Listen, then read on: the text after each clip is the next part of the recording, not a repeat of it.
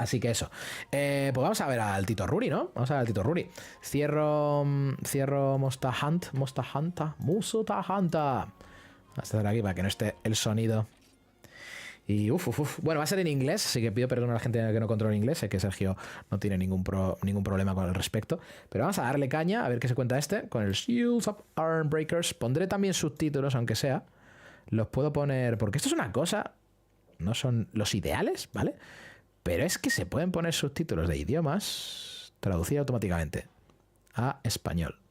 Sí, ya sé que esto se usa en inteligencia artificial, sí, ya sé que, esto tal, los traductores, no sé qué.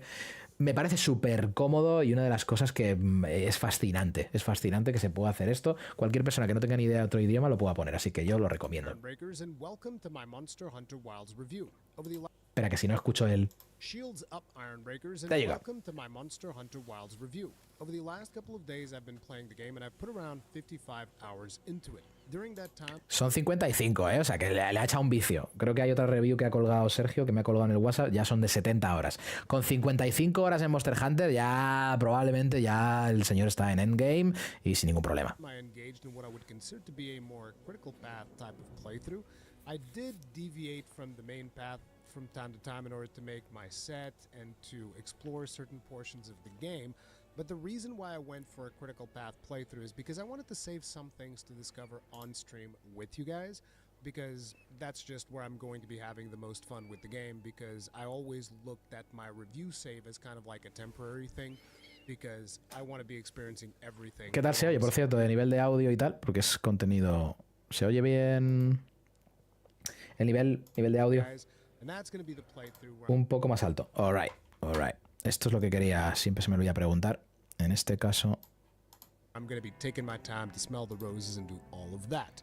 But I still wanted to play through the game so that I could give you guys my opinion on it in this video. Now, naturally, as you can imagine, this title was provided to me by Capcom so that I could give it a look and tell you guys my opinions on it. So let's start by talking about Monster Hunter. For those of you that might be completely new here and you're just like, oh, what is this Monster Hunter Wilds game? Seems to be pretty popular. Everybody's talking about it. So Monster Hunter is a game where you go and you hunt monsters. Mejor, Sergio. Tu último mensaje se oye bajito. No quiero tampoco romper. As the name implies, but the objective is going to be for you to, hunt these monsters, collect parts from them, and then you craft better armor and weapons that then allows you to go and hunt stronger monsters, and then the cycle repeats until you run out of monsters to hunt. And that usually will take you quite a bit of time. This time around, there's also a little bit more focus on the story elements of the game, which we are going to be talking about, but fundamentally, this is the idea. Third-person action game, hunt monsters, collect their materials, craft their gear, hunt... Hasta aquí explicación para los nuevos, dale caña, Ruri. ...for monsters.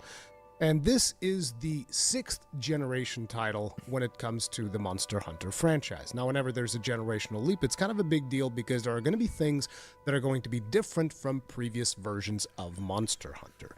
And so, in this case, when it comes to Monster Hunter Wilds, the main differences from what you would have experienced in a previous title, like, say, Monster Hunter World, would be there is a bigger focus on the narrative during the campaign. And I know that for some... Esto sabíamos, lo de que la historia es más, digamos, importante. Y yo, a ver, en principio ninguna queja, pero también digo que si he pasado de la historia de Monster Hunter desde que existe y desde que estoy enciscado con este tipo de juegos, me la va a sudar un poco. O sea, que haga lo que quieran, probablemente pase bastante de ella, pero hey, si está bien traída y tiene sus cosas interesantes y graciosas, a lo mejor, mira, hasta me mola y tal. Pero yo, uga bunga, veo hombre ve monstruo, hombre machaca monstruo, hombre se pone gorrito con pelo de monstruo. No tiene más, en mi opinión.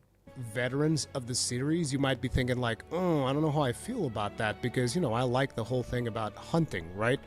But once you are done with the campaign, things kind of like... Dice Sergio, me la pela, el juego empieza en el endgame. Que quieras que no, tienes cierta razón. Revert back to what you expect from Monster Hunter. You're going around hunting monsters, collecting their gear, making your sets, doing all of that stuff. Having said that, at any point during the campaign, you can kind of just like put the brakes and go like, hey, I feel like going to grind now, and then you can go and you can grind, you can go smell the roses, you can go gather stuff, you can do whatever you want. Another thing. Eso me mola porque si fuese historia por meter historia, oye, que de vez en cuando pues te sale un bicho y pasan cosas, ok, ya pasa en World, si queremos ver World como historia en el sentido de que sale Jiraiya por ahí, te cuenta una movida de unos bichos y te tira unos cristales al suelo. ¡Eh, chavales! Ok. Pero el hecho de que esté integrada, en mi opinión, esto de que tú vas haciendo cosas y esas cosas forman parte de la historia y luego entre medias vas a seguir haciendo cosas, pero aquí me quiero desviar y darme una vuelta por el desierto, lo haces y cuando quieras vuelves a la historia. A mí eso sí me gusta, o sea, que sea orgánico, que sea, no sé, me parece interesante. Creo que puede ser, digamos, incluso ideal. Si quieres meter historia de Monster Hunter, el que esté tan integrada que ni te enteres, en el sentido de que tú estás a tu rollo, mira, he cazado a este bicho. Y después de cazarlo, vete a este poblado, porque después de cazar a este bicho, esto tiene que ver con tal. Y hablas, y mientras vas a ir a hablar con esta gente, claro, te has estado pegando con más bichos. Eso mola, o sea, me parece estupendo. Pero vamos, que hay distintos approaches, ¿no? Distintas formas de hacerlo esto, y a mí es que me es bastante diferente, ¿no? That I would consider to be one of the main differences in Monster Hunter Wilds is that there is a much bigger focus on the world and in immersion, making things kind of like seamless, like you just go from your town hub or the village or whatever it is that you happen to be and you go into the hunting field and you go hunt monsters and it's all seamless. There's no loading screens, none of that. Now, when you actually get a little bit further ahead in the game, you are eventually going to be hopping from different locale to different locale, and that will involve loading screens. But, you know, the whole game feels like it has a much more natural flow to it. Now, when it comes to the hunting action, it is still phenomenal, and I personally absolutely love the game, which shouldn't really be a surprise. I tend to really just enjoy all monsters. Bueno, a ver, le gustan todos los Monster Hunter, ¿vale? Pero yo, o sea, es importante que diga que le encanta, ¿vale? I love it. Quiero decir, que le encante a Rurikhan es bueno, ¿ok? Quiero decir, porque podría ser que es un muy buen juego. Imagínate que dice que es muy buen juego en lugar de que me encanta. Ha bajado un grado ahí, ¿sabes lo que te quiero decir? Es como, se está alejando personalmente. No. Si Rurikhan le gusta hacer capum bum bum en la boca de los monstruos, esto mola. Monster Hunter games, it's kind of like my thing. So, yeah, I love it. To continue down this intro, I figured let's go ahead and just instantly talk about some of the main criticisms that I had for the game. Yes, please. And one of the biggest ones is that I expected the monster roster to be bigger. Another one is that I feel like performance is still not where it needs to be, and I'm hoping to see some improvements, but then again, we still don't have stuff like updated cantidad de monstruos y performance, ¿vale? Yo con lo de performance es verdad que tengo pepino ordenador, no me es un problema en principio, probablemente los ajustes que lleve ni siquiera serán los correctos y los óptimos, tendré que mirarlo, pero es como, en fin, me da un poco igual porque lo veo todo guay, pero entiendo las quejas. El tema de cantidad de monstruos es verdad que si se queda un poco cortito, me hace pensar dos cosas. Puede ser una cagada de Capcom, ¿vale? Que en plan de no han, digamos, no les ha dado tiempo o no han podido poner toda la carne en el asador como hicieron con World en su momento, que es que era una cantidad interesante de monstruos, ¿vale? Pero puede ser que forme parte también de la mecánica por el tema de que estamos reutilizando monstruos, pero putos. Si ya era, o sea, se percibía, no era tan evidente, pero se notaba, ¿vale? En World, sobre todo en Iceborne, el hecho de que cuando te enfrentas a bichos putos tienen movimientos nuevos, que esto no es nuevo tampoco en Monster Hunter, ¿vale? Siempre tienen movimientos nuevos en el momento en el que son más fuertes y tal.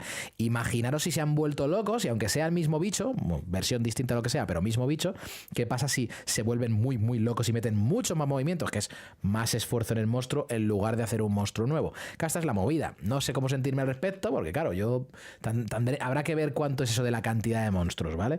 A ver si es tan corta o no.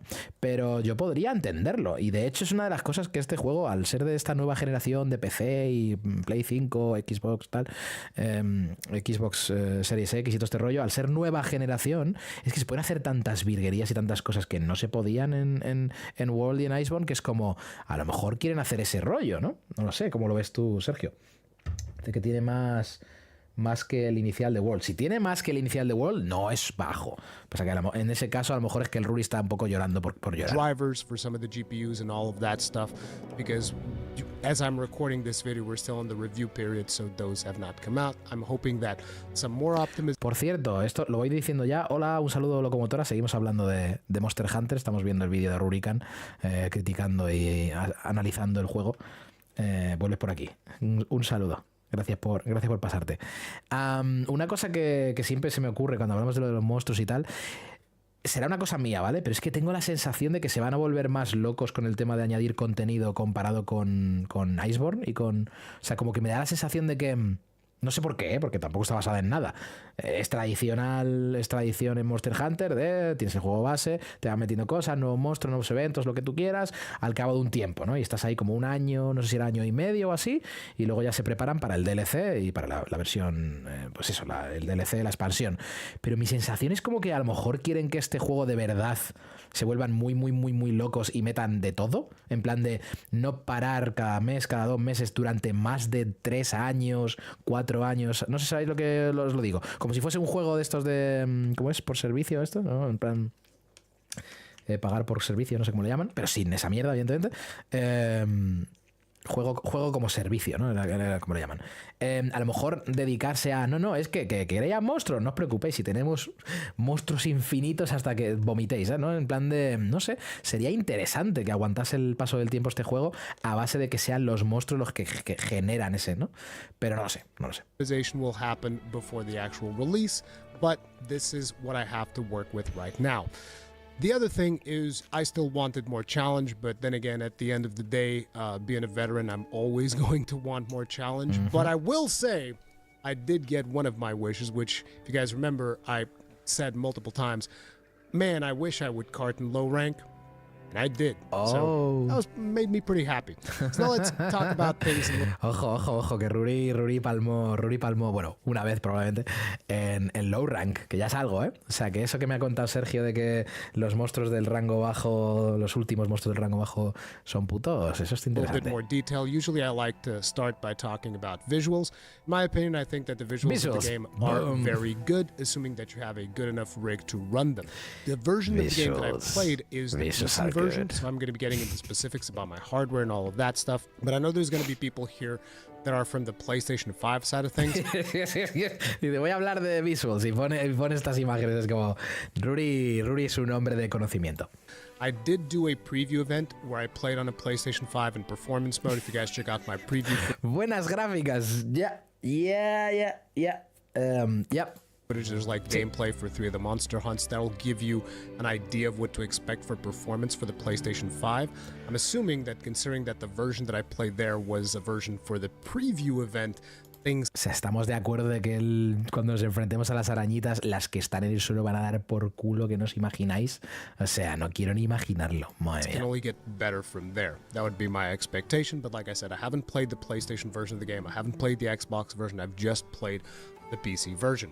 Now, in terms of visuals, in my rig, the game is running like super smooth. The visuals look absolutely fantastic, except in one very specific type of content, which is during dialogue scenes. Now, when I play the game, I've been playing with FSR3 because I have an AMD 7900 XTX, and I'm playing with FSR3 set to quality, so I am fingiré que entiendo lo que está diciendo. using upscaling as well as frame generation. I'll talk more about that in the performance section, but just to give you guys an idea of the settings that I'm running and all that stuff, I have everything maxed out, but FSR3, upscaling, and frame generation. And so during these dialogue scenes the game has, which the game... O sea que Ruri sí está usando frame generation, que yo entendía que era lo que toda la gente está denunciando, en plan de no pongáis esto que es malo, caca. No sé cómo se siente Sergio de esto, pero sobre esto, pero me llama la atención. Has cinematics, but then it also has these dialogue scenes where you're interacting with other characters and you get to like select little bits of dialogue and there's a conversation between the 2 characters, which is different from a standard cinematic, which is better animated and the stuff is happening and all that. During these dialogue scenes, I felt like the detail on my armor was not as good as I would have liked, so that's a little bit of a ding there when it comes to the visuals, but that is being a little nitpicky, I will admit. Now, I've also been informed by the team that there is a 4K texture pack that is going to be released on the actual release of the game. So during... Ojo, texturas 4K, ojo, para que se vean mejor las gráficas. The review period, we did not have access to this 4K texture pack, so I'll have to see how things improve on that end once that actually releases, and I'm going to be streaming the game, so you can come and check it out if you want to know my opinion about it at that point. Now, not everybody will Eso, notice la this graphics. because I did do a podcast with Cowboy, which will probably be going live tomorrow.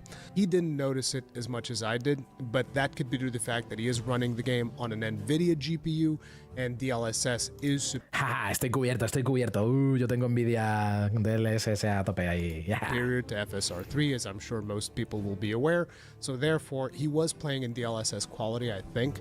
So therefore, things might have looked better to him, but in me, I noticed the little thing about the armor. Now, beyond that, cinematics and the performance of the characters are absolutely fantastic. I love them. Animation, as per usual, whenever it comes to the Monster Hunter team, they are the best in the business as far as I'm concerned, both from a cinematic standpoint as well as a gameplay standpoint. I always love their animation work. They do fantastic stuff. In terms of sounds, they've done a fantastic job. I love the sound of all of the...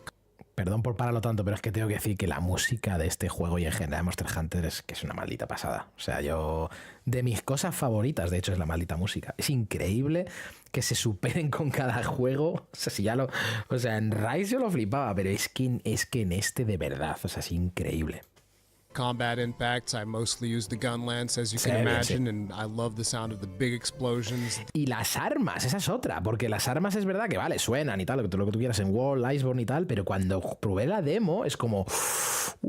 esto es todo serious business, ¿eh? Ojo los soniditos estos que... me encanta. The sound of wounds popping up, you can usually even tell when a wound is about to come up if you pay close attention to the sound, which is always a good thing. I also love, obviously, monster roars, the sounds of their attacks. Everything sounds absolutely fantastic. But one of the big standouts is obviously the soundtrack. The soundtrack is just phenomenal this time around. From the action tracks themselves, when you're fighting the monsters, they feel really good, really tense, fantastic. And when you're in town, it's just so chill. I love the sounds that they put in the music when you're in town is just so good. I absolutely love it. I mean, there's a reason I even have like a playlist of some of the tunes that we picked up in the beta and stuff like that. I have that in the channel because I just enjoy all of that so much. In terms of voice acting, I feel that the voice acting is solid. However, I do have a little bit of a criticism. And once again, we go back to those dialogue scenes that I mentioned earlier. And that is that during those dialogue scenes, I feel like there are some pauses, which I'm not sure if that was made because of localization, because maybe in Japanese it takes a little bit longer to say the stuff. But there are some pauses that make the conversation not feel as organic, which sounds very different from the rest of the game. So the delivery and the performance of the actors is solid, but the pacing of the dialogue gets a little bit weird from time to time. Now you can press like a button when you're done listening to the dialogue, and you press like on X and it moves on to the next dialogue, but that also causes animation skips in the characters, and it's a little bit weird. I feel like that is a point where they could tighten up a couple of things, but then again, this is something that the Monster Hunter team hasn't really tackled before, other than I think the Witcher quest line that they've done for the Witcher collab in Monster Hunter World. There really aren't a lot of scenes where you're going like through dialogue menus and getting additional information, and there's a lot of that here. And I love those dialogue scenes because the fact that you do get additional context into the game, which is optional. You don't have to like, oh, let me go through all of the dialogue options. I do, because I like that, but I understand there is usually an option that you can just pick if you're like, oh, I just want to keep going. You pick that option, they just, they keep going. But I love the fact that they're giving you this extra dialogue stuff because it gives you more lore stuff about Monster Hunter, and obviously I think that historians are going to love that aspect of it. So now let's get into the performance side of things, and this is actually one of the more negative aspects of the game. Now, the game definitely runs better than it did in the beta, which is one of the concerns that the community had. I remember when the beta initially came out, everybody was like, oh my god, this is actually the final performance that we're getting. There's going to be no improvements whatsoever. And no, I would say that the final game runs significantly better than the beta, but in my view, it still needs improvement.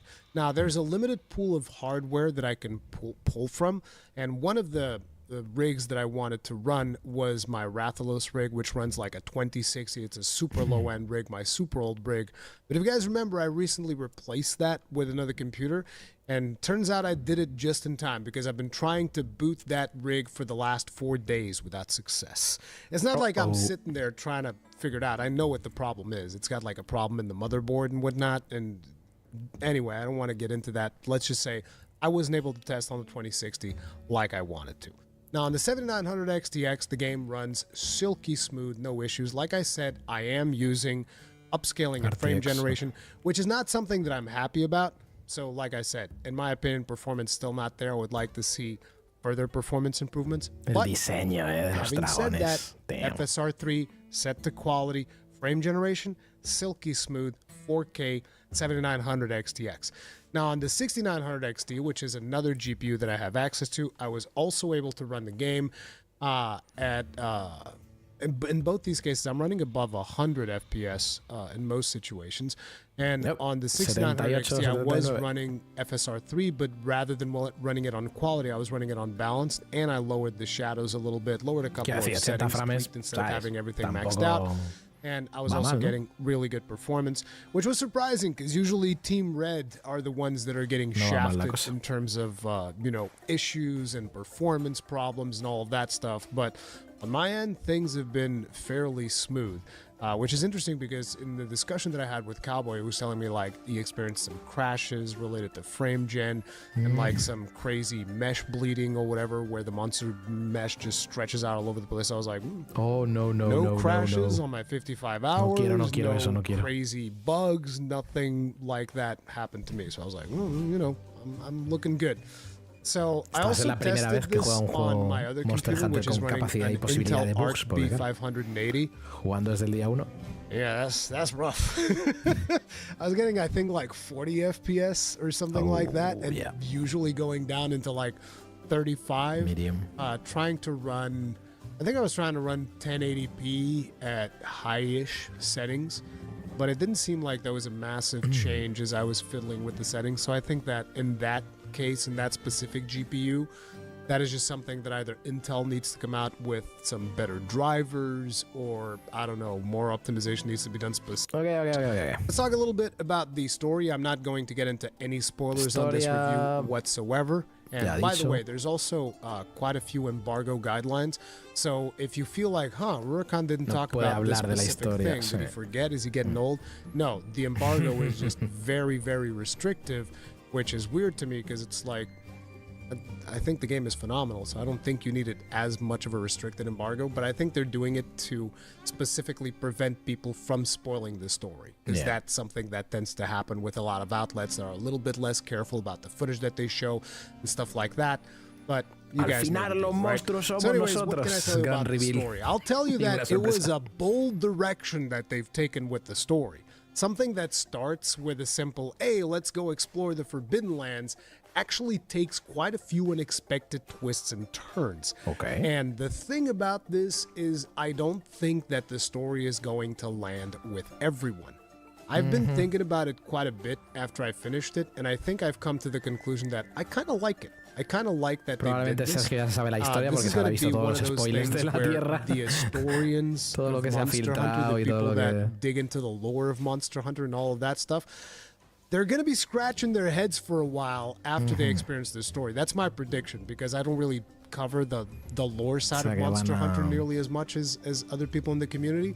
But I think they're going to be talking about this game for quite some time, and I think there's going to be a lot of people that are going to be frustrated about it. Se va a romper el canon por todos lados, lo que me está diciendo. I respect the fact that they were willing to just like, you know what? Yeah, this is the story we're telling. Let's friggin' go. It is what it is. Because as stuff was happening, I was just like,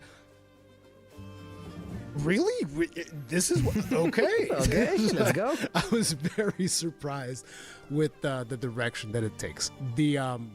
The pacing of the story is also very good, in my opinion. The overall pacing of the campaign, as you are experiencing the story, you're constantly going places and hunting different monsters and doing all this stuff. Mirar la barrita del gameplay. Ya llega, ya llega. Ya llega lo importante para toda la gente. I found that it had very good pacing. There's never really a situation like what we had back in World, which was frustrating for a lot of people, where it's like, okay, we need to go gather some tracks to find a pink Rathian or something like that, right? So you don't really have that. And yeah, I like the pacing. It is going to be faster than you expect. Like, between you going from each locale, it goes by, like, you'll be at the third locale very, very fast, is what I'm getting at. And I think you guys would be surprised how fast you get there.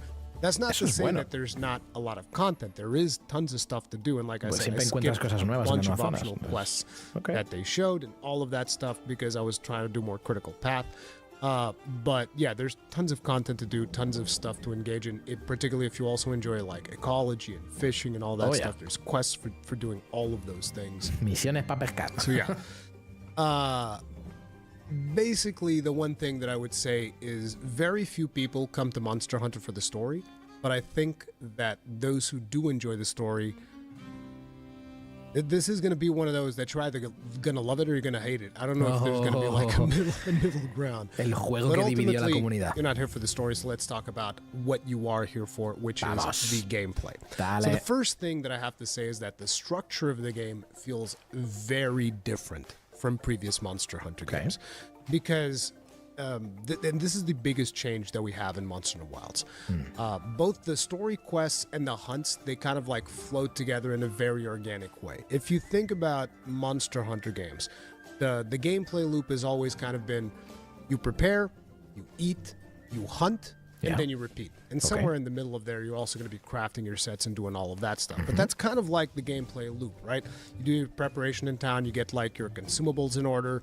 Okay, I'm good. You eat your canteen meal, then you go on a hunt, and then you keep repeating this. Unless you're doing guiding lands, then you're kind of like staying there for a little bit longer and you keep hunting and doing all that. ¿Cuál es la diferencia? But the essential experience of Monster Hunter has always been kind of like that.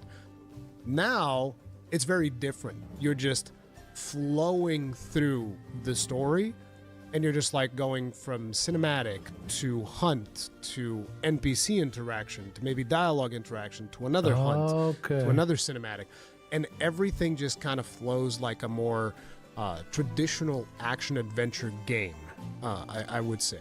That's kind of like the overall vibe that the team seems to start going. There's even several sections where you're straight up just mounted on Sacred and it's on rails. And they do allow you to do a little bit of gathering with the slinger while you're doing these sections. So you can be like, oh, a mushroom, while stuff is happening and dialogue is happening. You're talking to Alma or some other NPC. Like, you know, doing your investigation stuff. But you're basically on Sacred and it's a little bit on rails. These don't really overstay their welcome. Like, there's a lot of games where they do overstay their welcome. And I do feel that, for the people that usually like to zoom through the game, they might feel that way. But I felt that the pacing was pretty reasonable in terms of, here's a little bit of section where you're talking with the NPCs, learning about this particular area, doing these things. And while you're doing that, you're like, oh, a mushroom. Oh, honey. Oh, this thing, and you're collecting stuff. But it does get frustrating sometimes because, like, I would see a mining node, and I was like, oh, can I dismount real quick? The mining node. Mining, no. Staying back, no. So that did happen from time to time. Lo entiendo. It's not like there's a million of these things that are going to be happening. Pesadilla. Right? Now, I know that at this point there's going to be a lot of people that are also going to be curious, okay, but how does it work in multiplayer? Do we have to do the thing that we did in World where somebody goes in? Al fin alguien hace la pregunta correcta. A ver, ¿cómo funciona lo de jugar online con la gente? Que estamos todos esperando. The quest, and then they see the cutscene, then they do an SOS and all. No, it's not like that, but it's also not seamless. So I tested this with Cowboy actually earlier today, because I didn't do any multiplayer up until this point, pretty much. I've just been running around and doing everything in single player and experiencing the game that way. And so I was like, hey, Cowboy, I really want to test this thing. So I was able to wrangle him to come test this with me. And so we both started brand new characters, and we go up to like the first quest where you can actually co-op. And what happens is, if you're in a link party with somebody else, which is what you want to be doing if you're playing with friends, when you are experiencing the story and you're doing the things that are not hunt related, so like, oh, I'm doing this thing where I'm hanging out with these NPCs and I need to go collect something, or I need to do something. While you're in those moments or during cinematics or whatever, you're in your own instance, but you're still in a party with somebody else. And then whenever one of you gets to a point where it's like, okay, I've started a quest, then your character will automatically send an invite to everybody in your Link party for that quest. And then they can join you. They can talk to their version of Alma and go like, oh, I want to join this. Or there's even like a little pop-up that says, hey, this person invited to a quest. And you can just open that and join. Como pasa en Steam, está jugando. And so if you are both at the same progress point, which in our case we were hunting a specific monster you're supposed to do early in the game. And the quest pops up for both of us. And then I forget if I joined Cowboy or Cowboy joined me. It doesn't matter. Because then we hunted that monster and the progress counted to both of us. And then it basically kicked us back to our instance. The party is still active. So we're still in the Link party. But we each go back to our instance and we continue experiencing the story. ¿No? So technically speaking, if you want to do like a full campaign... Está explicando ahora Sergio. Dice, acabo de acostar a una peque. Estás una vez vigilando que no se despierte. Pues está explicando lo de cómo va el online, Sergio. Básicamente tú estás en tu, digamos, tu gameplay, otros están en otro, ¿vale? Si estás en el mismo nivel, que esto es lo que quiero que explique un poco mejor, pero si estás en el mismo nivel, en el mismo, me refiero de lo que has avanzado en la historia, cuando alguien detona, o sea, llamarle detonar una quest, ¿vale? Porque estás cazando un bicho o lo que sea, se envía una invitación automáticamente a toda la gente del grupo. Si estás metido en el grupo, entiendo que al principio del todo tendrás que meterte por tu grupo. Y entonces puedes hablar con Alma y decirle, oye, me uno directamente a esa quest. Matas al monstruo y cuenta para los dos. Eso es lo que acaba de decir Ruri. Playthrough with a friend from this very just like testing in one monster. I'm assuming that you're able to do that for the whole campaign. It's just whenever you're doing non-hunt things, you're in your instance. And then when you eventually claro, cuando haces cosas que no son de la caza, de matar a un bicho, que estás a tu bola en tu zona, por así decirlo, en tu juego. Estás tú hablando con tus personajes y tal, y los otros están en la suya. Pero cuando cazas y se manda la invitación, todo el mundo se puede... Nos pregunta Locomotora, pero se puede jugar modo historia normal, ¿no? Sí, o sea, el juego es online, pero también es de un solo jugador, o sea, no hay ningún problema. Lo que pasa es que el colectivo ¿no? El rollo de unirse con otra gente para cazar es muy típico en este juego. Máximo 4 jugadores que sepamos. Pero sí, se puede jugar individualmente. Pero claro, la duda es si individualmente luego con otra persona puedes pasarte el juego al mismo ritmo sin que haya líos. Porque en World y en Iceborne lo que pasaba era que, oye, vas a cazar vale, me estoy uniendo. Espérate, que estoy viendo un vídeo, o sea, el vídeo de la introducción del monstruo, porque todavía no lo había enfrentado. Entonces, mientras está pasando eso, el resto de las 3 personas que se quieren unir tienen que estar esperando. Tienes que estar viendo habas, tal. O les salta a ellos el vídeo, creo que era, ¿no, Sergio? Si no me equivoco. Sí, hay single player, tal. Vale, básicamente lo que estás explicando. To a hunt, it sends out invitations to your friends, and so long as you're all on the same progression point of the quest, you can join each other and you can finish the quest. O sea que básicamente cuando nos unamos, cuando sea que juguemos Sergio y yo y la gente que se quiera unir, pues yo ya habré hecho 37 millones de horas en el juego, con lo cual no me podré unir a nadie porque estaré muy lejos, y luego lo dejaremos pasar una semana y el Sergio nos habrá sobrepasado a todos con 150 horas y él tampoco podrá unirse y bueno, Monster Hunter. And that would be what I would expect. Sí, no es ideal. So, no. Still not as seamless as I know a lot of us would like, but a whole lot better than it was with Monster Hunter World. So, it is what it is. Okay. Mejoras. Now, when it comes to this change in structure that I talked about earlier in this section, it felt very weird to me at the start. Because due to the fact that my brain still formatted for that whole, I stock my stuff, I eat, and then I go hunt, I constantly forgot to restock my material. So I would be going, I did this hunt. Now I have this cutscene, and now we're off to do something else, and now I'm in another hunt. And then suddenly I'd be hunting a monster, and it'd be like, I only have 2 mega potions. Oops. Shit. Messed that up. So it takes a little bit of adjusting for you to remember that, right, I need to go restock because I just did like 3 hunts in a row, and now I'm out of consumables. So that was something that is weird. The other thing is... Eso para Ruri, que apenas se curará. Como me pase a mí, ya os digo yo que o lo hago cada caza o estoy jodido. Se lo tenemos claro, ¿no? Porque si no... The food buff. Because the way that the food buff works now is if you do your cooking thing, then you get 50 minutes of the food buff. But if you're not paying attention, you're going to run out midway through the quest, and then your health is like, boop, you lost your food buff. And it's like, ah! Oh, ojito con eso, ¿eh? Ojito con eso, lo de las comidas y la duración, que es como, claro, como está orientado a pegarte con los monstruos, pero es todo más orgánico y tal, no es rollo pongo quest y antes de poner la quest publico quest y cuando publico quest me voy a comer y entonces ya estoy listo para esa quest. Que el límite es lo mismo de lo que te dura la comida. Ahora no. Ahora vamos a estar por el campo por ahí cazando a nuestra bola y ya os garantizo de que se te va a pirar en plan de hostia, me quedé sin el buff de la comida que me tomé y tal. Then you have to very quickly grab like a well-done steak and recover your health because that's a very easy way to do it. Or if you're, if the monster runs away, you can whip out the BBQ and you can cook something right there wherever you happen to be and get your food buff back. On the food buff, I was also kind of disappointed. No es por nada, pero creo que la lanza pistola esa que lleva es de un Beetlejuice, si no me equivoco. Y es como... About the canteen. I'm probably going to bring that up a little bit later again, but there's no canteen in the game. So I was like, oh, man. But once you kind of like get used to the new... No hay cantina, Sergio, no hay cantina, no. No tenemos un gatete preparándonos la comida. Fatal. Capcom, fatal. Me parece fatal. O sea, es error. Flow of things, everything just feels very organic. You're just like going through the motions, doing all of your hunting. Pero no lo sabíamos. O sea, tú me lo dijiste, pero dices en la demo lo vimos que no estaba, pero que no sabíamos 100% que no había, ¿no? O dijiste, pues, un spoiler. No me spoiles. And whether you're doing the actual mainline quest or you're just doing like a grinding quest, you're going to be looking for monsters. You're going to be like, oh, there's a monster right there, and that's actually one of the ones that I need. I'm going to go hunt it. Maybe I need a couple of materials here. I'm going to pick up a couple of mining nodes, something like that. And you can be doing that midway. Ayer faltaban 5 días para Monster Hunter, ahora quedan 4, men. Piénsalo, ha pasado mucho tiempo ya. Eso en revistas de juegos seguramente ya lo sabrían. Sí, bueno, se filtra todo. Que disfrutas de la cutscene porque sería la última vez que la... Ah, en el chat dices, joder, no entendería lo que me dijiste, supongo.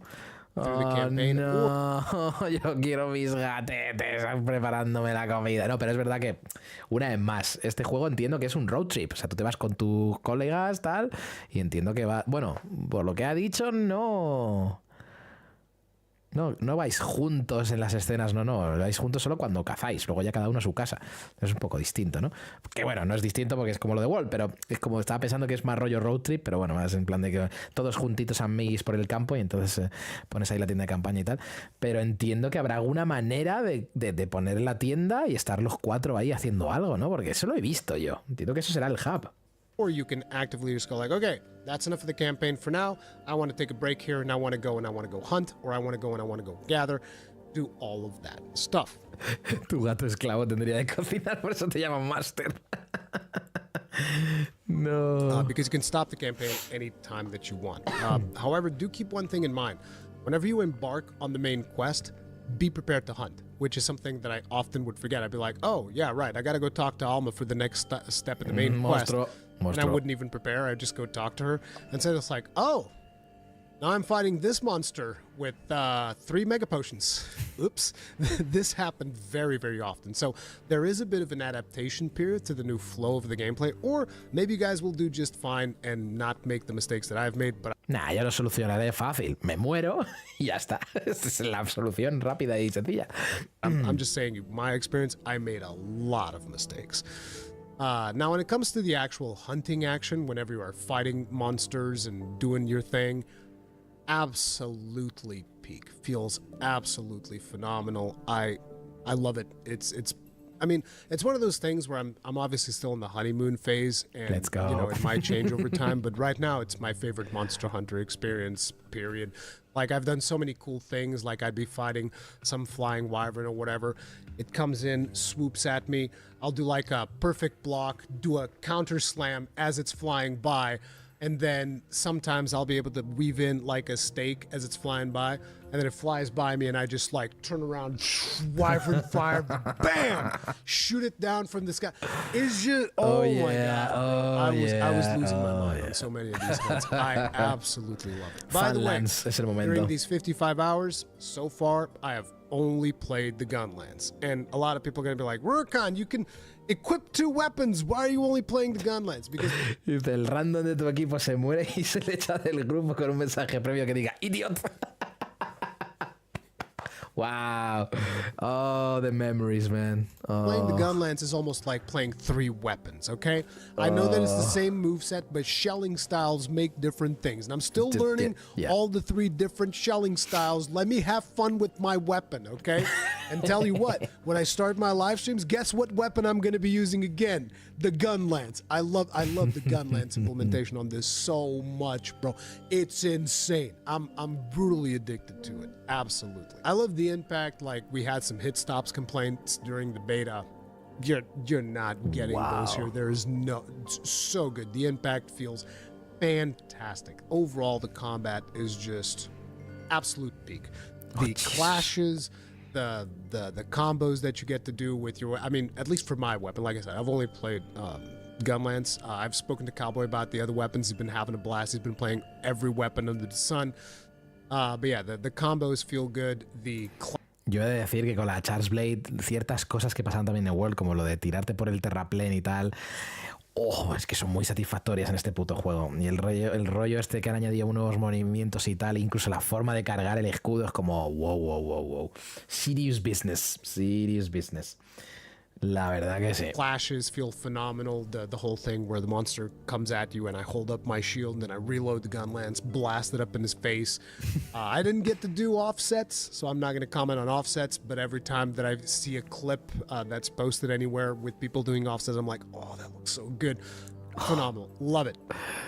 And the whole combat does feel very organic because of just how everything flows, how open the world is, all of the traps that are available for you to pull from. Everything just feels fantastic. The roster of monsters, in terms of like the diversity of monsters that you have available to hunt, also feels very good, even if, like I've mentioned earlier, I expected the roster to feature more monsters. That is one of the things that I've mentioned, and I'll keep mentioning. I expected there to be more monsters. As I unlocked more locales, another thing that I noticed is that I was changing the way that I play the game. So like in Monster Hunter Rise and Sunbreak, obviously you'd be doing optional quests whenever you're farming, because that's the only way to properly farm. Or you can go on expeditions or whatever, but usually you target monsters through quests, you go to the quest and do the thing. You can do optional quests in here, but you usually don't want to do that because you can get better rewards by just hunting them out in the open world. So basically going on expeditions, except in here, it's not really considered going on an expedition as much as just like, oh, I'm going to leave the village and go into the world and go hunt something. Yeah. And usually you want to do that instead of doing the optionals because of the fact that those monsters. Escuchemos lo que dice este señor, ¿eh? Pasemos de las opcionales y directamente, pues, que tienes que cazar para subirte lo que sea. Vete a por el monstruo en el mundo, en el campo, y así te da la parte que quieres de la armadura, lo que sea, ¿no? Ya se ha anunciado Misutsune para el primer monstruo gratuito en primavera. 2 meses, básicamente. Sí, pero eso ya lo sabíamos. Mi movida es, que no sé si estás viendo el vídeo en directo o qué, porque a lo mejor te has ido un poco para atrás. Eso lo dije hace mucho tiempo, lo de los bichos. Claro, la cosa... ¿Qué iba a decir? Mi sensación era que a lo mejor es que se van a volver locos y no van a parar de meter, pero durante mucho tiempo, mucho más incluso que lo que hicieron con World antes de existir Iceborne. No sé por qué me da esa sensación de que a lo mejor Capcom quiere cambiar un poco las cosas y decir, no, vais a tragar Wilds hasta que vomitéis. Will give you additional rewards. That is how you end up, at least how I ended up doing most of my hunting as I got progressed further and further into the game. Rather than going to an optional quest list, I would just be like, oh, is any of the monsters that I want to hunt available right now? And mi problema es que a mí me mola mucho lo de ir por las listas y que salgan completadas y tal, habrá que ver eso. You can also advance time. You can use points to like advance time and you can advance to different... Mierda, vale puntos. Lo de hacer avanzar el tiempo vale puntos, fuck. Para cazar bichos que solo salen de noche o rayos o lo que sea, ¿no? Oh, no. Juego como servicio, sí. Te oí, pero no podía escribir. Sí. Seasons to say. Sí, pero que eso lo dije hace bastante tiempo. Vete, dale al directo, por favor. Oh, I feel like playing in the Plenty right now. You can advance to the Plenty. Oh, I feel like playing in Inclemency right now. You can advance to Inclemency. But it costs you points, guild points, which is not like a massive amount, like a prohibitive amount. Everybody that I've spoken to is constantly like cycling through it. I purposely haven't done that because I enjoy the immersion of feeling like, oh, I could. Sí, yo también, igual que si puedo ahorrármelo, que llega un punto que es imposible, pero si puedo ahorrármelo, no me gusta lo del salto de un punto al mapa a otro. O sea, si puedo, plan de recorrer las cosas en los videojuegos. El tema de cambiar el clima solo porque me apetece, solo porque me viene bien para... casi prefiero recordar, oye, cuando haya rayos y tal, debería cazar este bicho, ¿no? Entonces ese rollo de decir, no sé, hacerlo automático gastando puntos le quita un poco, ¿no? de inmersión. El éxito dictará cuánto caso nos hacen. Ok. Depende del éxito y de jugadores que estén en activo durante los primeros meses. O sea... jugadores en activo, Sergio, tú no sabes el viernes va a quedar para los anales de la historia entre gente en consolas, las dos generaciones que hay ahora mismo que no sea Nintendo, y PC a la vez. O sea, aquello va a ser, o sea, yo quiero ver las estadísticas de Steam, va a ser increíble. No me fío tanto porque tiene muchos jugadores recurrentes y un diseño similar al juego. Pasan bastante. A ver, es verdad que estoy hablando del primer mes. Más adelante sí es verdad que veremos. Can only hunt these things right now. This is what is available to me. So let me choose from the things that are available and hunt that. And then if the specific thing that I want to hunt is not there, then I'll go and I'll do an optional or whatever. But usually you want to do it this way. And that brings in the new investigation system. So in World, the way that things would work is you would hunt monsters and then eventually you would get investigations for those monsters with additional bonus and rewards and all that stuff. The way that it works in this game, fundamentally every monster that is popping out into the world, you can almost consider that an investigation, except you don't have access to the investigation in your quest log yet, but you can. That is one of the mechanics. So basically the way it works is, let's say you find a monster out into the world, you just see him in the map, and you're like, oh, this one has really good rewards. You can just go and you can save that monster as an investigation. That gives you 3 uses of that quest. And then you can still go and you can kill him. So you can get like 4 uses of that quest. So naturally, whenever you see a monster that is like, oh, this one's got really good rewards, then you want to go and you want to save that. Sometimes among the rewards, you can even get things like the rubies or gems or whatever that monster drops. You can get that as rewards. So it's very useful for you to, like, you know, save some of these investigations, stuff like that.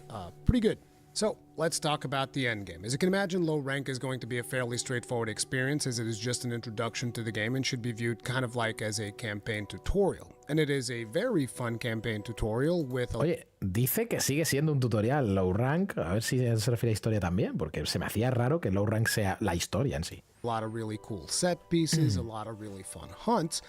But at the end of the day, you're not really meant to be meaningfully challenged during low rank unless you are a newcomer to the series. And if you are a newcomer to the series, I would also like to warn you that there is a credit scene at the end of low rank, but the meat of the game is just after that. As you get into high rank, that is when things really ramp up. There's going to be new monsters. Era igual, ¿no? En Rise. La escena esta con Ginoa y la otra, ¿no? En plan, eso era al final de low rank, ¿verdad? Es claro, ya ni me acuerdo. To hunt, there's still more narrative to develop, and there's going to be a lot of things to chase. So you're going to be hunting new monsters that you haven't seen yet. You're going to be hunting harder versions of monsters that you have already seen. You're going to be doing... Sí, pero no era, pero quiero decir, pero no era como que concluye la historia, me refiero. Luego hay más cosas, y no solo que haya más cosas, sino que luego hay más cinemáticas de todo seguido, ¿no? Entonces, pero no al final de Low Rank per se. Ok. This to be able to craft the strongest armor sets in the game. That is going to be one of your objectives. Another objective is going to be to collect some fashion, because this time around the way that things work is as you craft high rank versions of armor, you're automatically going to get those added as layered armor, and you can start mix and matching your own favorite fashion in the game.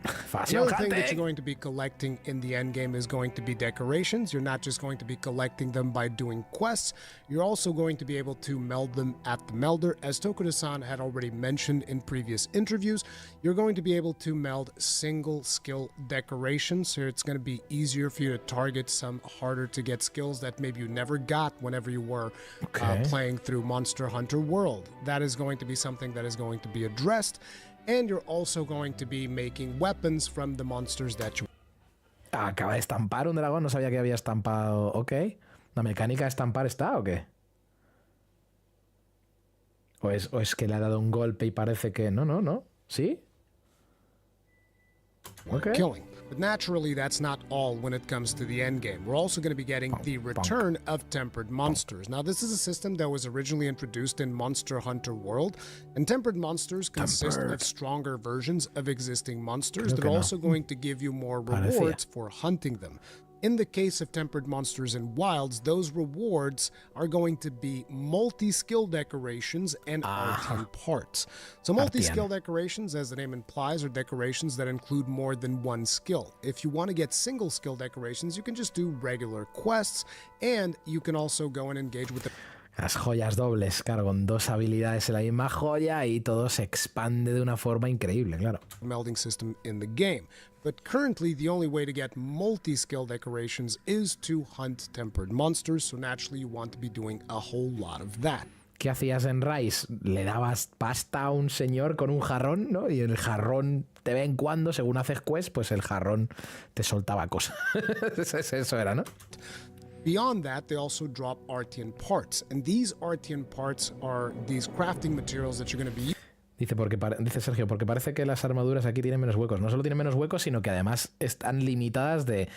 En la espada tienes, digamos, joyas de arma y luego tienes joyas de armadura, exactamente, es la movida. O sea, joyas que solo puedes poner en armadura. Entonces, claro, te limita, por así decirlo, a ver qué tipo de habilidades va en cada cosa. Pero yo estoy casi seguro, imagino que molaría que meterán algún tipo de joya de esta en la que más ataque da, no sé qué, es la más jodida de encontrar para tu arma. Pero sí. ¿Ya había algo así en Rise? No me acuerdo. En plan, me refiero que no era el Melder del jarrón este. No sé. Using to craft Artian weapons, Estamos llegando al final which ya. are, these endgame weapons that you're going to be chasing down and that you want to be crafting a bunch of them. I'm not really allowed to tell you a whole lot about Artian weapons, with the exception that you're going to be able to use special materials to further upgrade them. Now, beyond tempered monsters, there's also going to be frenzy. Raro, ¿no? Que no te puede decir cosas de esas armas salvo... O sea, son armas, ¿no? ¿Qué pasa? ¿Que hay alguna mecánica nueva o algo? Lead monsters, but again, I can't go into too many details on those, but to be honest, I haven't really fought that many of them, so I'm not exactly sure what I could give you of additional detail. But all in all, I would consider this to be a more robust endgame than what we got in base Monster Hunter World. And while there are a decent amount of things for us to do and different avenues to chase more power, the current monster power levels just don't really require you to take advantage of every single endgame system in order to become stronger. But it's probably going to be a good idea to do so in preparation for the title updates, which I'm hoping are going to bring more challenging hunts. So I have a couple of concerns and maybe some what could be considered some pieces. Que esa es otra. Recordamos que las cosas que añaden normalmente te dejan como un mes, 2 meses. Creo que para mí Shutsune son 2 meses. Siempre se ha entendido en Monster Hunter que la idea es te traen un nuevo bicho, que es nuevas mecánicas, nuevas cosas, y hacerlo un poco más difícil porque la gente ya se ha pasado el juego, está cerca de pasárselo, ¿no? Esa es la idea. Entonces, claro, si lo haces como juego de servicio, ¿no? Como que sigues metiendo cosas, puede molar muchísimo si la cosa se vuelve tan loca que al final te meten unos bichos que dices, esto es imposible. O sea, no sé, es lo que quiero ver. Y por primera vez, Sergio, por primera vez lo vamos a ver desde el principio. Porque es verdad que lo pudimos ver con Rise y Sunbreak y todo este rollo, porque añadieron contenido y tal, pero yo creo que era distinto, ¿no? No añadieron tanta cosa, yo creo. O sea, añadían, bueno, sí, los curtidos, hipercurtidos, este rollo, pero no sé, creo que esta vez sí que va a ser... Voy a sentirme, porque no es un juego de portátil, es un juego de PC. Va a ser como vamos a disfrutar de las cosas exclusivas que sacan de vez en cuando cada mes, ¿no? Joyas exclusivas de las armas, sí. Of feedback, Yo me refería a Melder. Starting things off, the different seasons, the whole Plenty, Inclemency, and Fallow, I didn't feel that they were super impactful to the hunting experience besides the visual look of the area and the monsters that spawn, because I do know that it affects monster spawns. I'm actually not sure how much I'm even allowed to say about that, because like I said, there are some very big restrictions on embargo, but yeah, they affect the monster spawns, and I think that there's some effect on monster behavior, but because this is a base game, the difficulty is not high enough where that behavior is going to make a difference unless you happen to be more of a newcomer to the game, because I didn't notice it like I would. Vale, con lo que está diciendo, estoy deseando que haya algún tipo de bicho que en el momento en el que ya no estamos en modo guay, sino que empieza la lluvia de polvo, hay rayos eléctricos y tal, digas, no, o sea, no, vámonos, chavales, vámonos, vámonos, chavales, que ya ha cambiado el tiempo, chavales, vámonos, no podemos contra este bicho cuando está el tiempo así. Me molaría muchísimo. Would hunt things in inclemency, I would hunt things in fallow, and they would die just as easily in one way or the other. I never noticed too many differences. I asked Gaijin, I asked Fightin' Cowboy. They didn't notice that many differences either. The other thing is, and this actually caused me to go back and look at my reviews of Monster Hunter Rise as well as Monster Hunter Sunbreak, was the whole difficulty. Because you guys know me, I always talk about difficulty, but I wanted to look, okay, how did I feel about difficulty in the previous 2 Monster Hunter releases? And what I've noticed is that, yeah, I didn't find Rise too hard. I didn't find Sunbreak too hard. So at one point, I'm like, maybe I did get significantly better after I did World, which World I would say was probably the one where I felt difficulty. Because before that, I had played Monster Hunter, but I wasn't like, you know, super grinding, creating content, doing all these things. World was the point at which I really focused a lot more on Monster Hunter, despite the fact that I obviously started in friggin' Freedom Unite back in the day. And World is where I started really developing muscle memory and doing all of these things. And I just feel like probably since then, I've only felt difficulty in actual end game of like master ranks and stuff like that. So I didn't feel like the game was too hard. I will, however, say, like I said earlier, I did get my wish. I did card in low rank, and I really appreciated the fact that I carded in low rank. That made me very, very happy. Now, one of the things that I will bring up when it comes to difficulty is that the Palico this time around is absolutely busted. Palico is so strong, in fact, that I'm considering for my stream playthrough not taking the Palico. Now, no Palico. I know that when I say something like this, people are going to start like, so Palico not intended. Not what I'm saying at all. Do not take my words out of context, okay? It's just, Quitar el gato es el modo difícil, man. Quitar el gato es el modo difícil. Esta es la cosa, ¿no? Se nota muchísimo, ¿eh? El monstruo está súper centrado con él. Hace unas virguerías flipantes. Uff. Want to be more challenged. I haven't made up my mind yet on whether or not I'm going to be using Palico, but I think that you should use Palico. You know, don't turn this into a discussion like friggin' Elden Ring and using spirit summons. Please, let's not go down that road again. Oh no, okay? Not again. Palico's in the game. You should use it. I used it throughout my whole first playthrough. I think that for the second one, I want things to be a little bit harder, so I might keep him at base. But the reason why I say that he's so powerful is because oftentimes he will heal you like so fast that you will barely have time to drink a potion. He gets like a ton of tools available to him. I don't know how many of them I'm even allowed to talk about again because of embargo restrictions. But he is very, very, very powerful lucha con el fuego, the stuff that he ends up doing in the game, and super, super useful. Let's go. So I think it's going to be very good, particularly for new players, to have a Palico that is that useful. But if you are a veteran and you're just like, oh man, this feels so easy, try going at it without the Palico. I think you will have a different experience. Now, another thing that I want to bring up is Sacred. And the Sergio, que si te tienes que poner handicaps en el juego siempre es mal diseño, siempre lo he dicho. A ver, handicaps, quiero decir, te dan la opción, no es un handicap. O sea, es como, no sé, te dan la opción de no llegar el gato. O sea, yo qué sé, es como buscas un desafío, es más difícil, eso es buen diseño, ¿no? Es lo que yo. The reason I want to bring up Sacred is not even necessarily because of I know that probably a lot of people will bring this up, which is the usefulness of using Sacred to pick you back up off the ground after you've been knocked down, which is.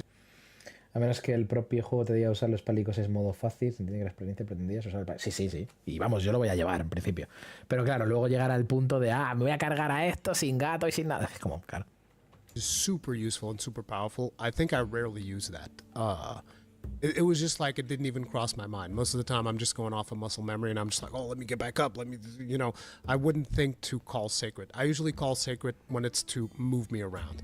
And on some situations, I did call Sacred to sharpen my weapon. And yeah, it is what it is. But beyond that, one of the things that I noticed about Sacred is that I feel like I barely know the layouts of any of the maps.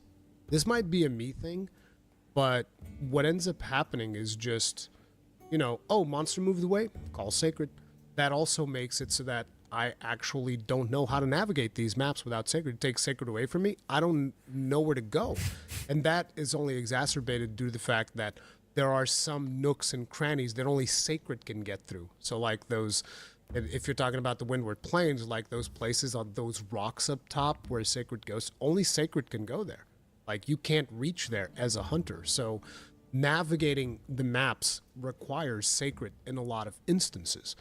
And I feel like that made me, in a way, less aware of the layouts. But that could just be a me thing, but it's a little bit weird for me to kind of... Yo es que solo conozco la demo, pero es verdad que terminas zonas, los túneles y tal, vas con el Sacred, quizás te cuesta más asimilar el terreno porque vas tan rápido y avanzas, sobre todo cuando le das a zapatilla, ¿no? Es como el puto chocobo va súper rápido. Entonces sí puedo entender ese de que no te haces una idea mental del mapa, pero es verdad que yo es que no solo voy a cazar bichos. Yo intentaré, ya que voy con el Sacred, que te lleva a todos lados, a mí me va a molar lo de explorar. Es una de mis ideas. Si luego resulta que el mapa no es tan grande y que las cosas que puedes ver en el medio ambiente no son tan interesantes, pero a mí me gustaría cogerlo en plan, pero para pasear. Ni siquiera para no voy a farmear, voy a coger pociones, miel, estas cosas, ¿no? Las setas y este rollo, al mismo tiempo, pero para hipear a los animales, ver qué capturo, ver qué veo, tal. Que no sé si hay mecánica de captura de bicho para llevártela a tu casa, no sé, probablemente no. Pero no, para ver cómo evoluciona y cómo se ve todo. No sé, me llama.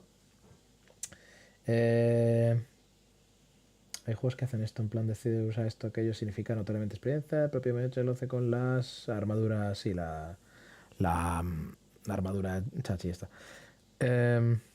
Sí, te avisa, aunque luego no leemos el cartel. Ese fue nuestro problema con la armadura. Like, balance that out with what I expected from other maps. So like, you put me in a map for Rise and Sunbreak, and I'm going to be web slinging all over the place with wire bugs, and I know exactly where I'm going. I know exactly where everything is because I had to learn that. And even if you were riding around the Palamute doesn't just ferry you to the monster, so you have to learn the routes and the stuff that you're doing. And with Sacred just being so absolutely convenient, it's kind of like in between you fighting the monster, whenever the monster moves away, you're just like, yep, Sacred, let's go, take me there. And Sacred takes you exactly where the monster is every time, super fast, super efficient, to the point where I barely engaged with the pop-up camp system, right? You have the pop-up camp system where you're placing down these camps and all of these things, and there's not really much of a reason to do that because I can just go straight from base camp, get on Sacred will get me to the monster so fast that I think the time that it would take me to like, oh, let me teleport to a camp that's close, it's like, no, just press up D-pad, Sacred will zoom you right there so fast, doesn't even matter. So I'm not saying this as like Ruri sí tiene el automático con el Sacred. Yo es que paso, pero él sí tiene el automático. Like a bad thing. I'm just saying this as something that I consider to be food for thought. Like, is this something that we want? I don't know. I'm still conflicted on it. And I'm not again, people will take what I'm saying and they'll be like, oh, Rurikhan hates Sacred. It's like, no, that's not the case. I'm just thinking. Yo el automático no. El automático en el Sacred lo quité. O sea, en plan, o sea, yo lo manejo. Otra cosa es, no sé, a lo mejor hay algo que no puedas eliminar, pero la idea era controlar siempre el Sacred. No se puede desactivar de todo. Ok, vale. Me refiero menos las cosas de, no sé si se refiere a... Pero lo de detectar el monstruo, que vaya siempre al monstruo, no sé. No. Yo le digo que yo me subo y yo voy en la dirección que yo decido con el stick. Pero es verdad que sí, hay una forma de que si no tocas el stick y das a algo, sí, no va... Que va a lo que tienes marcado, a lo que... O si marcas algo en el mapa también, ¿no? Pero... que dice Ruri es que lo controlas siempre, pero que si quieres que vaya a un sitio es un toque del pad. Ah, ok. Sí, no, es el hacia adelante, ¿no? Creo. About things, right? But that's because Son tantas cosas que tengo que mirar el viernes, man. Oh my Dios. Solo de pensar en los 1000 carteles de esto es una mega poción. ¡No! Y luego el cartel más importante y más relevante me lo saltaré y lo tendré que leer por ahí en internet en plan de, pero tío, si te lo explican al principio del juego, yo ya sé, ya. Oh, God. Monster Hunter menús. A big boomer and whatever. Now, the other things is obviously going to have to be focus mode, and the whole thing. I made a whole video of feedback about focus mode during the beta. No sé cómo me siento con eso de estar siempre en focus mode. Esto es una cosa quizás más de la Gunlands, pero por lo visto tienes que tener el gatillo casi constantemente presionado. Es demasiado bueno, interesante, te ayuda a centrarlo todo, pero claro, es que al final es casi un juego para jugar con el ratón. O sea, no, es raro. Pero sí, por lo visto... O sea, por ejemplo, en Charge Blade no me ha pasado. En Charge Blade la hora de las heridas es la hora de las heridas. Te las heridas tal y cual, enfocas tal, pero es verdad que determinados golpes, como te autocorriges con el gatillo en el momento en que te pones en focus mode, es como que siempre que hago un ataque de SID, ¿no? De lanzarle todos los rayos con la Charge Blade, el Super Apt Elemental Discharged, es que es un no-brainer el gatillo para ver a dónde apuntas, y en el momento en que se mueve el monstruo, gatillo gira y se lo sueltas en la mocha siempre. Que es verdad que lo hace más fácil, al mismo tiempo lo hace más real, más interesante, a mí me gusta mucho, pero claro, eso de estar siempre con el gatillo, por lo visto con la Gunlands ya es exagerado. And specifically the fact that we're still in that situation where if you go to the greatsword and you start charging and you hold down focus mode, you can move the camera with the left stick. Makes sense because, you know, your finger is going to be on the faceplate button, so you can't have your thumb touch on the camera stick. It just makes sense. You can move the stick with the left. And I think it sucks that they didn't add that functionality to a lot of the other weapons. So if I'm on the Gunlance and I'm doing my combo, and, you know, my character can't move because I'm stuck in place doing like brah, brah. Why can't I turn my camera with the left stick? There's no reason. And there are other weapons. There's a ton of other weapons. Like, I made a whole video dedicated to this. You guys can go check that out. My feedback on focus and all that stuff. I'm really surprised that it made it into the game in this state. It's not a bad thing, but why? Why can't every weapon get the same functionality as the greatsword? Now, I know that some people will say, well, some inputs, you know, some weapons have directional inputs. Yeah, I agree. And in those, yeah, you can't move the camera. Yeah, makes sense. Makes perfect sense. But there's a ton of things that don't require directional input because you are locked in place while you're doing it.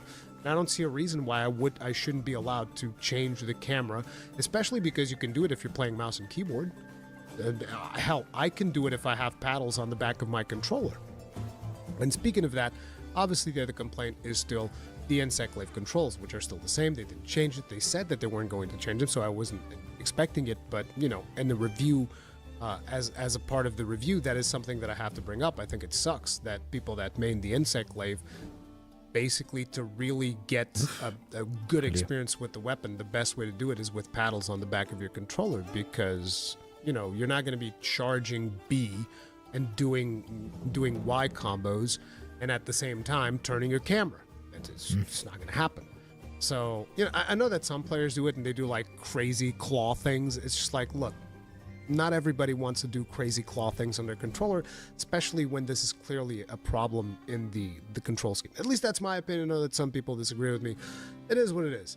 Another thing, no canteen. I've already brought that up. No, pero lo que está comentando es que en Gunlands se usa todo el rato. O sea, sí se usa, pero porque es para apuntar, para dirigir, no por otra cosa. Tú te refieres a otra cosa, lo de usarlo como exploit, en plan de estar constantemente con lo de las heridas, tal y cual. Se usa cuando abres heridas. Si la herida no está abierta, se supone que no lo tienes que usar. Se supone, quiero decir. No tiene mucho sentido porque no está pensado para eso, ¿no? Pero es que en Gunlands, por lo visto, es como muy, muy constante. Luego ya he hablado de otra cosa, que es lo de la cámara. Al revés que. I miss the canteen a lot. In the place where the canteen would be, there's a dude there that just gives you rations from time to time. So you go up to him and he's like, oh, here's some rations. And he just keeps giving you rations, which you can then use to cook. But... Que sí, pues es lo que te estoy diciendo yo, que se supone que esa es la mecánica. O sea, es para las heridas. Que otras armas lo explotan para apuntar para otras cosas. Claro. Pero que es un exploit o es, no sé, o que, no sé, deberían todas tener ese tipo de, no sé. O sea, es muy convenient por el tema de que es no solo para detectar heridas, sino que también centra la puntería del arma. Y, por ejemplo, en el ejemplo que te he puesto de Charge Blade es que cuando vas a lanzar el ataque, el utilizar el gatillo es como cambias la dirección. Creo que... A Hasta donde yo sé no lo puedes dirigir, no lo puedes dirigir. La forma de dirigirlo no es con la cámara, es básicamente el gatillo. Es como, ¿sabes? No sé, byproduct. Llamémosle byproduct, por ejemplo. I miss the cantina experience, having Yo quiero like cantina the cutscene también. of the palicos preparing food for you and all that stuff. Quiero mi I always like that cantina. kind of stuff. Now, it's not like that ¿Por stuff qué is no hay gone. That is cantina? replaced with something which is the meals that some of the villages will prepare for you. So as you unlock locales throughout the game and all of that stuff, and you do quests for the different villagers and the different places Vale, ok, pues cuando toque comer decimos, chavales, nos vamos a la villa del queso. Y todos, sí, va, y vamos allí a comer, ¿vale? Vamos a convertirlo en un ritual. that you go to, eventually some of those villagers will invite you for a meal. And then you go there, you get a cutscene, kind of like the one that you guys will have seen even in the benchmark tool. There's a cutscene where they're like breaking bread and spreading cheese on it and all of that stuff. There's a cutscene like that for the different Qué rico el pan de nan del vídeo del benchmark, por favor. Ese pan de nan, Jesucristo, qué rico. places that you go to. And all of those cutscenes are different. And from time to time, they just invite you, hey, come have a meal with us. And you'll see that marked on your map. There'll be like Un cooldown para lo del gatillo sería jodido, ¿eh? Lo de las heridas y tal. Sería... Chap, no sé. Tampoco... a well-done steak symbol on your map, and you go there, and then you talk to an NPC, and the NPC's like, oh, we wanted to offer you a meal, and then you go get that cutscene. So there is that, and those usually give you better buffs and all of that stuff, but those aren't available always. So you will be cycling through doing some of those, and then sometimes you go into your tent and cook, and then sometimes you might just BBQ out in the open. It's however you want to do it, but at the end of the day, I still miss the canteen, very much like I miss another thing that is very near and dear to my heart, which is the Gathering Hub. There is no Gathering Hub. It's like, oh, I really wanted to get... A ver, o sea, la cantina me toca la moral, ya más desde un punto de vista de, joder, yo quiero mi cantina, ¿no? Pero el Gathering Hub es que estás constantemente, entiendo, ¿no? Es verdad que, no sé.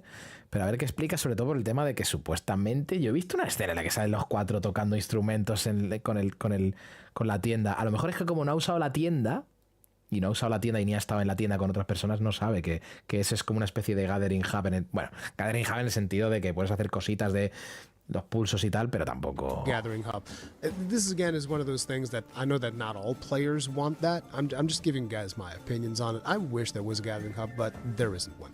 The world is the Gathering Hub, essentially, I think is the way that the team is looking at it. Because you can form a link party, then you can form an environment party, and everybody just gets together in the same place, and you go hunting monsters and having a good time. Eso es lo que quiero mirar. Que a lo mejor no sigues la historia, pero bueno, bajamos todos juntitos y vernos 4 secrets y liar la parda. And you're just all together in the same place, and that's what it is. But I still miss having that, you know, it's your little clubhouse where you hang out with everybody, and everybody's in the Gathering Hub. I didn't like the fact that they didn't have one for Sunbreak, and I definitely miss having a Gathering Hub here as well.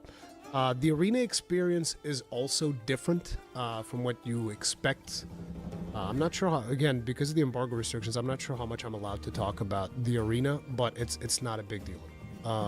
It's just like quests as you remember them, like arena as you remember it, fundamentally different. At least the version of the game that I played. Who knows if that is something that is getting updated or not.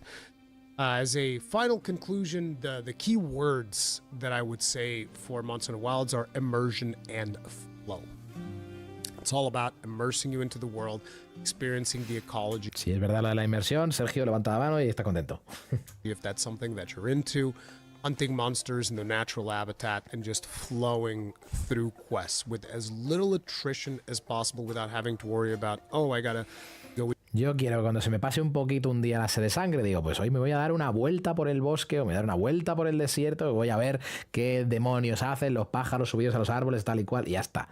Y luego le reviento la cabeza a un monstruo random de por allá, está. The Monster Hunter Experience, man. Eat the thing, gotta go do the thing, gotta go do this, gotta go do... It's like, no, just flow. Lo de las bebidas hace mucho que ya se dejó claro, por lo menos la fría, porque se ve en uno de los vídeos hace tiempo tomándosela. O sea, eso está. Oh, just do it. Campaign is very different, like I've already mentioned. It's just, it bears repeating because I think that for a lot of people in the beginning, it's even going to feel a little bit alienating because I felt that way. As I was going through the campaign, I was like, I don't know, this feels so different. It's kind of weird. But after a while, after you get used to it, I ended up liking it. I like it a lot, personally. Hunting action, still awesome. Personally, I can't wait to do my real save on stream. And in terms of whether or not would I recommend the game, absolutely. It's super easy recommendation, so long as your rig can run it. So if you're playing like on a PlayStation, if the performance is like what I experienced at the preview event, I think it's easy recommendation. And if you're playing on PC, make sure to run the benchmark tool, because I've already seen mileage varies wildly depending on everybody's PCs and all of that stuff. But if your rig can run it at a decent frame rate, yeah, super easy recommendation. Entendido, creo, por quiero. Vale. I think you're going to have an absolute. Sí están. Por lo menos la fría es lo que. I'm going to be streaming the whole thing here in the channel, so make sure to subscribe, hit the bell notification icon, all of that jazz. Suscríbanse, todas esas cosas. Muy bien. That is going to be it. Hopefully you guys enjoyed this review. See you guys in the next one. Stay strong. Muchas gracias. Stay safe. Stay safe. Peace out. Muchas gracias, Rurikhan, por el vídeo. Joder, está interesante, Sergio? La verdad que... Y gracias por recordármelo. Digo, mira, a ver, igual, pues lo veo ahora. Voy a cenar ya, que es súper tarde. Nada, muchas gracias a la gente que se ha pasado por el directo. Ya sabéis que estamos muy centrados en Monster Hunter. Creo que editaré este vídeo para que una parte sea esta, digamos, react y comentarios de Sergio y míos. Un saludito. Comentarios míos sobre este vídeo de Ruri, y luego también grabaré la parte de la que he hablado de Izquierda Unida y tal. Así que gracias a la gente por la pregunta. Gracias a Sergio, por supuesto, por pasarse y ser el 80% de los comentarios. Gracias a Locomotora, gracias a Diario de una Maciza, gracias a Imdartcore y al Gulag por pasaros. Y nada, que sepáis que 4 días. 4 días para el siguiente, para Monster Hunter Wilds. Nos vemos en las redes.